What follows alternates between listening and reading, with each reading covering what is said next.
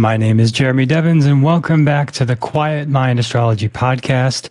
And if you missed the Become Your Own Astrologer workshop, you can still check it out right now at quietmindastrology.com/free workshop. This was super fun. I had a lot of laughs. My humor came out. It's been a struggle trying to squeeze this humor out of me in the astrology realm. There's a lot in there. I swear, I promise it will come out more. And it finally really came out in this workshop. So if you want to talk about astrology for a while, learn about your chart, have some laughs, have some fun. We had a great time on this live session, and the replay is up for a limited time now. So when you go to that link in the show notes or quietmindastrology.com/free workshop, you can catch the replay right now.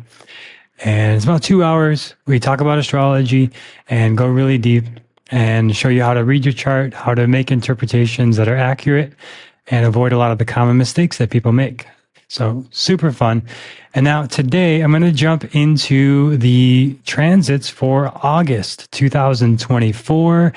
And one more thing I'll say before we start is the Vedic Astrology Mentorship will be opening for enrollment on Monday at 9 a.m. Pacific. I'll be doing a live Zoom session, Q&A, discussion, show you the mentorship, show you what it's all about. So that's coming up on Monday at 9 a.m. Pacific. If you want to join in live, ask me questions, check out the mentorship, see if it's right for you. And that's what we'll be doing there. And the enrollment will just be open for a week. And then we start the following week. August 12th will be the first class. So for everyone who makes it into this class. And the enrollment is limited to 8 people. So it's a small, intimate group so we can go really deep. And it's a mentorship. It's not just like a big training. It's a lot of one-on-one time with me. I don't know of any other Vedic astrologer who does anything like this. So if you want a lot of one-on-one support, it's like getting months of readings. Then that's what we do. We go super deep. And I swear my humor comes out there too. It's trying to get it out here on the podcast more. I'm working on it.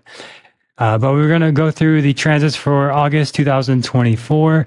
And I'm going to try today to do a quicker version, right? So in about 10 minutes or so, we're going to cover all the transits. And then I might add some more detail after that. So if you want to just get a good sense of what's going on this month, we're going to do that now. August 4th, we have the new moon in Aslesha, and that's also in Cancer, the sign of Cancer. So the new moon, the sun and moon are conjunct. Aslesha is very deep, transformative, spiritual. It's one of the nakshatras that's associated with like the Kundalini energy, the transformational personal growth energy. So this day, August 4th, is a great day to do personal growth work and set intentions to be doing deep personal growth work throughout the lunar cycle of the month of August. So things like studying astrology, going deeper into yoga practice, occult studies, things like tarot, deeper teachings, mystery schools, things like that. Great day, August 4th. Take a moment. Set some intentions of how you'd like to go deeper into the interest in your life and how you'd like to grow this month, or what you'd like to change. Maybe changing something in your home. Cancer represents the home. And connecting more to your feminine energy, like a yin yoga practice, restorative practice, very good on this day. On Monday, August 5th, that's the day you'll be meeting live and opening enrollment for the mentorship. And it's also the day Mercury goes retrograde. Oh my God, what am I doing? But there's the thing. When Mercury goes retrograde, you can start things that have been in the works for a while. You can continue things. For me, this is the 6th time I'm opening this mentorship. So it's not new. The things you want to avoid on Mercury retrograde are like, I just got an amazing idea. I'm going to sell my house and move to Cambodia. You know, these kind of crazy new things that you have on August 5th until basically Mercury goes direct on August 29th. If you've got some new idea, you're going to just change your life, proceed with caution. You can certainly do it. Don't let the planets scare you. But also, generally, what I've seen now living through many Mercury retrogrades, about 3 a year we usually have, and studying it now for a long time and actually watching it as an astrologer, it's not the best time for these new things. It's a great time for revisiting, revising, restarting things, going deeper into things you've already been into. Anybody who joins my mentorship or a deeper program like that, you've been on the path for a while. It's not new. It's going deeper, right? So anything like this, going deeper for yourself. If there's something that needs to be cleaned up in your home or in your life, review, revise, refresh, things like that. Great for that. And now specifically, it's in Magha, going back to Aslesha. So reviewing things that have to do with your family, your ancestry, maybe looking into your DNA, your family lineage, doing deep work on ancestral kind of trauma, things like this through therapy or other modalities, family systems work, great stuff. And Magha also is where we step into our royalty and our power and our leadership.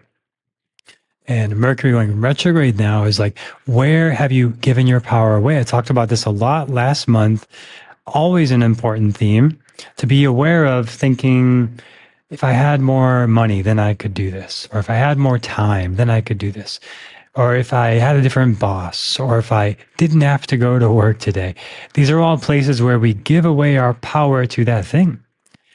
It's like, is it really money? Because I know millionaires who also think they need more money.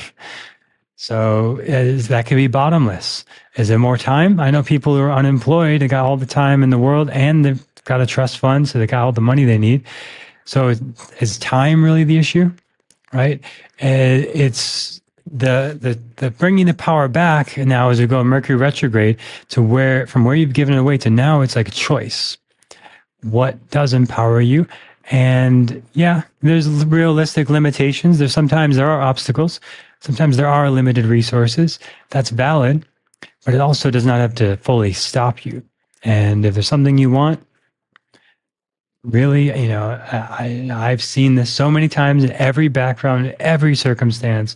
If it's really in your heart and in your alignment and your truth and in your path, you will likely figure out a way to make that thing happen. So that's Mercury retrograde now is showing us where we've given the power away. We can take it back and have choice. Going back to Aslesha throughout the month, going deeper into our emotions, into emotional awareness, emotional excavation. And I'm planning to do a pretty deep ceremony this month as well myself that I know will probably bring up a lot of deeper emotions. So that's a great way to work with this energy.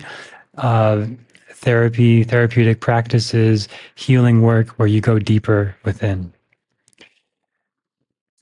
That was Mercury retrograde from August 5th until August 29th when Mercury goes direct. And at that point, Mercury will go direct in Aslesha in Cancer. Now moving forward in a new emotional awareness, new emotional intelligence, tying beautifully in with that first transit of the new moon in Aslesha. So this month, great time for doing some deep inner work and reconnecting to your potential. Aslesha is about the deep innate potential, like the Kundalini energy within all of us can rise up through the chakras, awaken your potential. This month can be a huge awakening on a personal level. Really deep stuff. Then moving forward to Friday, August 16th is when the sun will move into Leo. And keep in mind, we're not covering the nakshatras here, the more subtle energies of the weeks, but we will in the weekly episodes going forward the month. So Friday, August 16th, sun in its own sign of Leo. So powerful, so beautiful. It's considered Mul Trikon, which means basically just very positive, or root trine. So it's at the essence of what the sun is all about, stepping into your power, your leadership, your authority, becoming more empowered, more vital, more awake, more alive. As always, it depends where this is in your chart. So look where Leo is in your chart to better understand. If you don't know, get your free chart on my website, quietmindastrology.com. There's a little training there. It'll show you how to start interpreting your chart. There's a 101 course I offer. And then, of course, my mentorship program, we go very deep. But all that to say, for everyone in general, Sun in Leo is a lot of fiery energy coming into your life to take action, to get stuff done, to burn through karma, to find what really empowers you. Great time for doing more exercise, physical weightlifting, Pilates, more vigorous yoga practice like vinyasa. Doing things to harness the fire energy and direct it If it's not directed, it can come out in ways that are hurtful, destructive, burning things up, burning out, overwhelm, especially in August in the Northern Hemisphere in the summer months where the fire, the actual heat is often intensified. The Pitta energy is very strong. So Sun and Leo for 30 days, generally very favorable for all those things I mentioned. But you do want to know, like maybe Leo's in a difficult placement or Sun is a difficult placement in your chart. It will change how it shows up for all the transits. You got to know your own chart, and that takes time. It's just the nature of astrology. It's a very personal thing, but we all experience these universal things happening every month. How it really affects you, you got to know your own chart. And if you don't know your own chart, hey, right now, actually, for the next week, you can still take the Become Your Own Astrologer workshop, get the replay. That's a great place to go next. Then on Monday, August 19th, full moon in Dhanishta in Aquarius. The culmination of the energy started here in August 4th, going deeper into ourselves. Dhanishta is a star. It means a wealth of spiritual wisdom in Aquarius. It's bringing out our wisdom, our intelligence, and our connection to spirituality in a more scientific way. So this is a great day to do things that are more like scientific kind of practices or very intentional practices to direct energy. Saturn with the moon in transits is generally a challenging thing every month that it happens. 2.5 days, the moon is there with Saturn every month. And those days are generally more challenging days, not the best day for maybe setting important appointments, or doing things that require emotional connection. There can be a bit of a harshness, a restrictiveness, some tension there around emotional expression, heaviness, burdensome kind of thing. But in Dhanishta, now the positive side of this is you could really step into how you want to be acknowledged and recognized. And a good way to do that is just acknowledge and recognize others, especially teachers or guides in your life. Saturn is elders and teachers. By imposing intentional limitations on yourself, maybe fasting that day, generally be very favorable with this energy, or doing a vigorous practice or a longer spiritual practice on this day. And then gratitude, always good on the full moon to celebrate your wealth of experience, your knowledge, your resources. Dhanishta is about celebrating what wealth that you do have. Then on Tuesday, August 20th, the Jupiter moves into Mrigasira nakshatra. So Jupiter's been in Taurus now for a while, bringing expansion into family values, into home resources, into material resources. And now in Mrigasira, it brings some mixed energies into the fold. Now, Mrigasira is the deer energy, which is very graceful, very elegant, but sometimes a bit flighty, a bit insecure, unstable. Like you look at a deer in nature, they quickly run away. But they can be very graceful, very elegant, and beautiful. So Jupiter here now, what does it mean when Jupiter's in Mrigasira? Well, there can be some area of your life, wherever Taurus is in your chart, whatever's going on with Taurus in your chart, where now you are considering some different options. Maybe some different investments, some different lifestyle choices, different habits, different things to do in your family, maybe change some structures in your home. And there's lots of options here. Mrigasira is sometimes associated with like window shopping of like, that would be nice. Maybe I'll get that. Maybe I'll get this. What about that? It's like loading up your Amazon cart with maybe. And Jupiter now brings an expansion to that energy of considering a lot of options. And it's a wonderful time to explore, to research, to try things on. Maybe you'll approach things this way. Maybe you'll approach it that way. And it also, again, brings that graceful, elegant energy where there's an expansion of possibility to connect more to this energy of grace, of divine intervention, of a sort of trust in the universe with Mrigasira. There's a sort of go with the flow kind of energy here that's necessary. And with the Mars ruling Mrigasira also adds this element of go with the flow and then go and like really go with it, like a raging river at times. Now, Mrigasira, it's a lot of different energies, it's mixed energies. But when the Mars part really kicks in, and Mars is also in Mrigasira, so it can intensify this while it's here at the beginning, that there could just be a lot of directions you want to explore. And that's the good side. But going into a little more spiritual directions, maybe exploring different spiritual paths, different modalities, different techniques, good time for doing this starting August 20th.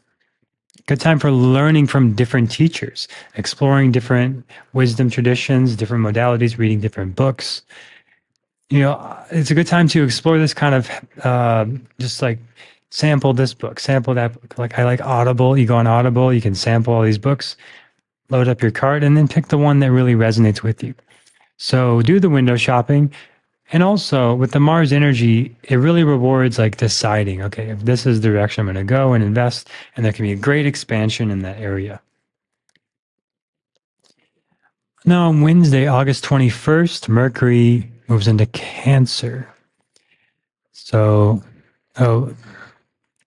we go back, we see Mercury retrograde in Leo, and it's Mercury going retrograde into Cancer. So we really talked about this already. So going back into our emotional awareness, emotional intelligence, emotional healing, very favorable. And then on Saturday, August 24th, we have Venus moving on into Virgo. Venus from Leo into Virgo, where it's considered debilitated. Wah, wah. But don't worry, debilitation is something that you don't need to worry about so much. There's 2 cancellations of it, and there's almost always cancellations of it. This means it's a great time in relationship to share ideas, share values, discuss things, and have more intellectual kind of connection in a relationship. And if you're doing any sort of artistic work, using a more editorial, intellectual approach to that and geometric kind of approach. I love the artist Alex Gray. A lot of his stuff is using sacred geometry, very geometrical, very much on different grids of patterns, but still incredibly beautiful. Like, it's not taking away at all. So just because Venus, which wants to be loving, beautiful, expressive, is in Virgo, which wants to be organized, structured, and systematic, doesn't mean that the expression within us has to be boring or serious or heavy. It can be this intentional, very beautiful, aesthetic kind of approach. Doing yoga practice is very favorable of Venus and Virgo, and especially alignment-based practices where it's very intentional, and doing any sort of artistic expression that's more editorial, more on a structure. And then, yes, in relationship, you can become heady, you can become detached from your sexuality or sensuality and overanalyze things. So be aware of that. And just in your general life, you can become a bit controlling about aesthetics or wanting things to be a certain way in your home, your garden, things like that. And in your body, there could be some body image issues coming up of being too perfectionistic about your body, harsh on yourself. So yes, there is that negative side that can come out here. But when you focus on the positive, then the energy is expressed in the positive way. And if you are slipping into the negative, bring out some more of those positive sides, like I mentioned. Then on Monday, August 26th, Mars moves into Gemini out of Taurus. So Mars in Gemini, still in Mrigasira for a while, it's taking action towards your curiosity, exploring your curiosity. So still in this energy, like I mentioned earlier, good time for trying different things, sampling things, exploring different modalities, different paths, and trying different exercise classes, going for different walks in different neighborhoods. Good time to explore what brings you a sense of drive and ambition. Maybe trying different productivity methods, trying different ways of organizing your schedule and getting stuff done. And great time for just being physically active in a playful way, like playing sports, playing games with kids, or you're running around playing hide and seek or something like that. Playing out in nature for fun, soccer, sports, games, kickball, volleyball, just playing in a way that's physical, but it doesn't feel like it's hard work as much because Gemini loves to be social and playful. Mars loves to work and take action and get stuff done. When you bring it together, those are some great ways to express it.